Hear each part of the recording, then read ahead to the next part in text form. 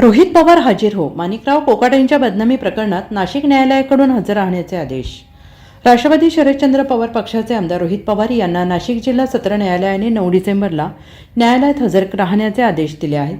क्रीडा मंत्री माणिकराव कोकाटे यांनी रोहित पवार यांनी बदनामी केल्याचा आरोप करत न्यायालयात खटला दाखल केला आहे. त्यामुळे येत्या 9 डिसेंबरला रोहित पवार यांना न्यायालयात हजर राहावे लागणार आहे. हे प्रकरण पावसाळी अधिवेशनादरम्यान उसळले होते. विधान परिषदेत तत्कालीन कृषीमंत्री आणि विद्यमान क्रीडा मंत्री असलेले माणिकराव कोकाटे हे सभागृहातील कामकाज सुरू असताना मोबाईलवर ऑनलाईन रमी हा जुगार खेळत असल्याचा आरोप रोहित पवार यांनी केला.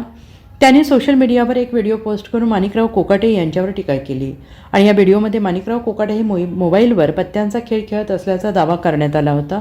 रोहित पवार यांच्या या ट्विटनंतर राज्यभर मोठी राजकीय खळबळ उडाली.